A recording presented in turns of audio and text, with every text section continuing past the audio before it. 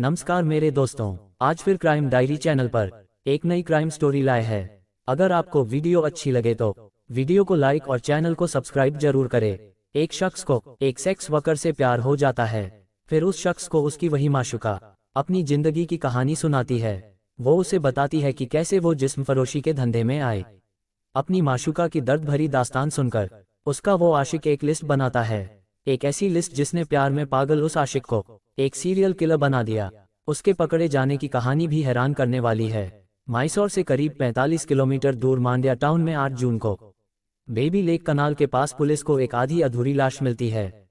लाश आधी अधूरी क्या थी, बस यूं समझिए कि इसकी कमर से ऊपर का हिस्सा गायब था।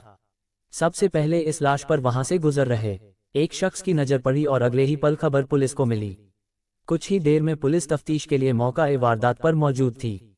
पुलिस ने लाश बरामद करने के साथ साथ उसकी पहचान पता करने की कोशिश शुरू कर दी, लेकिन इत्तेफाक से लाश के पास दूसरी ऐसी कोई चीज नहीं थी जिससे उसकी शिनाख्त में कोई मदद मिल पाती।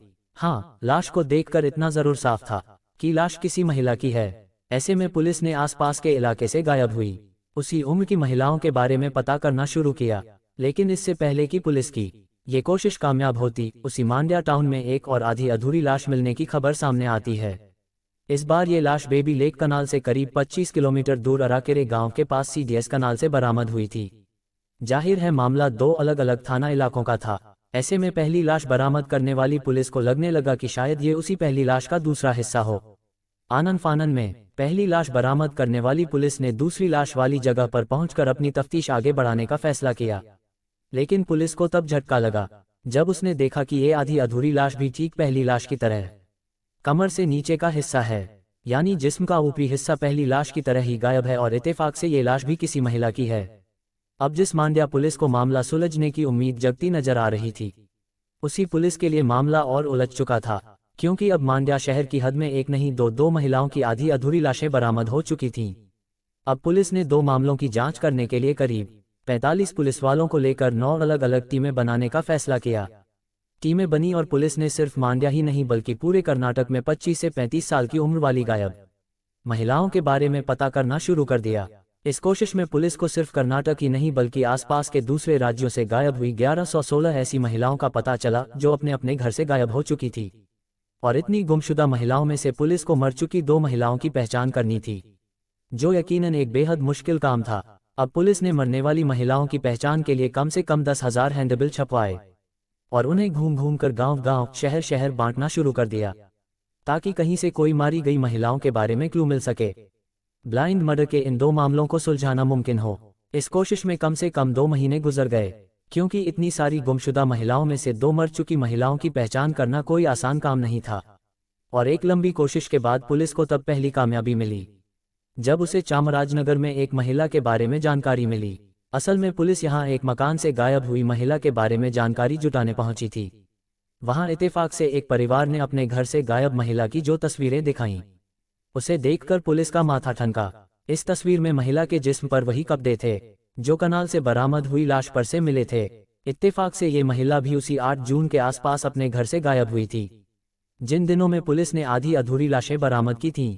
यानी ये सारी बातें इशारा कर रही थी कि हो ना हो मारी गई 2 महिलाओं से एक महिला इसी परिवार की गायब सदस्य भी हो सकती है। अब पुलिस ने टेक्निकल सर्विलांस के सहारे जांच आगे बढ़ाने का फैसला किया। पुलिस ने उस महिला के मोबाइल फोन की सीडीआर निकलवाए और उसकी जांच शुरू कर दी।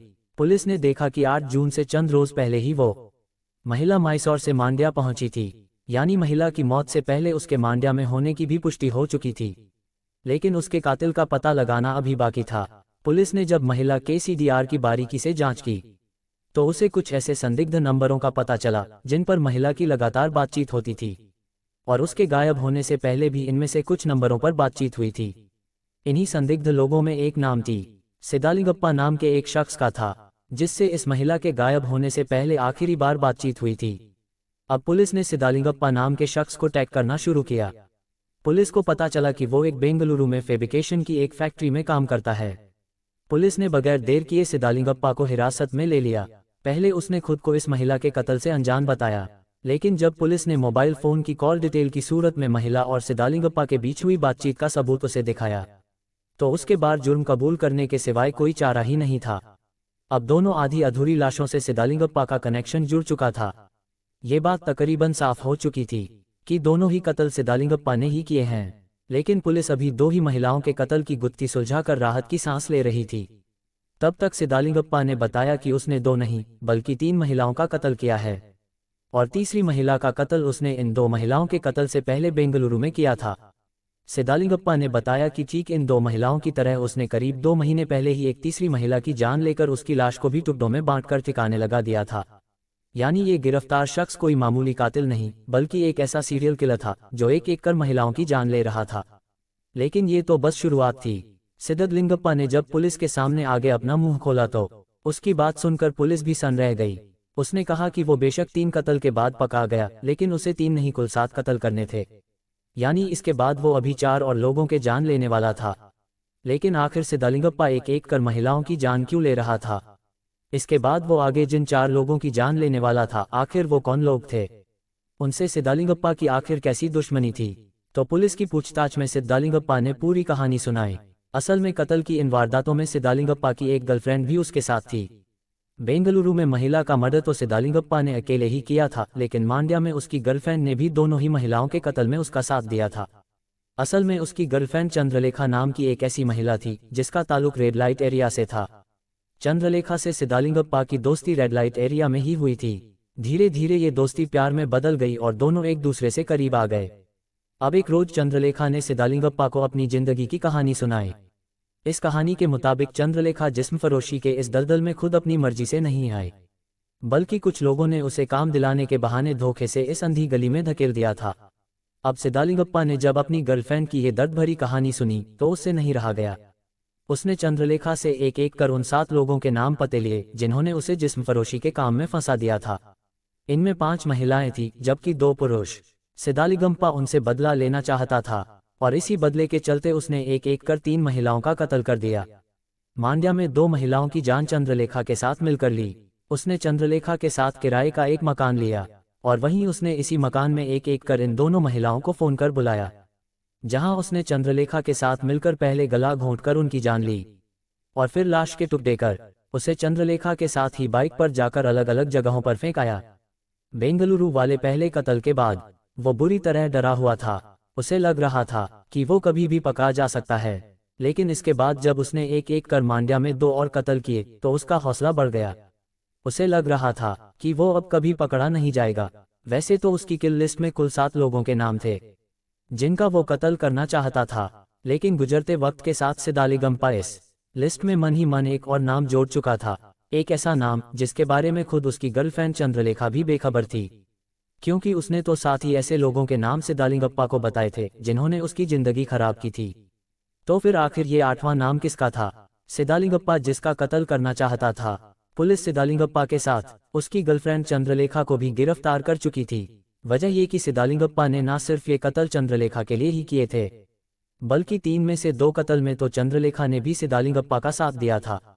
दोनों ने अपने किराए के मकान में एक एक कर 2 महिलाओं को धोखे से बुलाया था, गला घोंटकर उनकी जान ली थी और फिर दोनों ने ही उन लाशों के टुकड़े भी किए थे। इसके बाद बाइक पर बैठकर चंद्रलेखा ने सिद्धालिंगप्पा के साथ मिलकर लाशों के टुकड़ों को सुनसान जगहों पर फेंक दिया था। यानी वो कत्ल के इन मामलों में सिद्धालिंगप्पा के साथ बराबर की गुनहगार थी।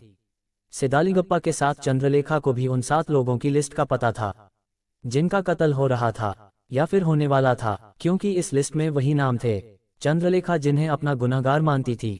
असल में ये 7 नाम उन्हीं लोगों के थे जिन्होंने चंद्रलेखा को जिस्म फरोशी के धंधे में धकेला था।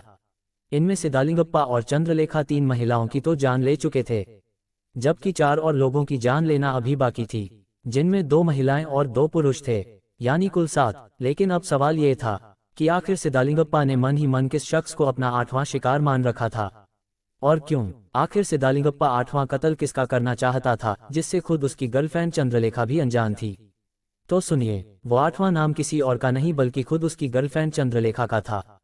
और इत्तेफाक देखिए, जिस रोज पुलिस ने सिद्धालिंगप्पा को गिरफ्तार किया वो उसी रोज चंद्रलेखा को मारना चाहता था, मगर इससे पहले ही पकड़ा गया।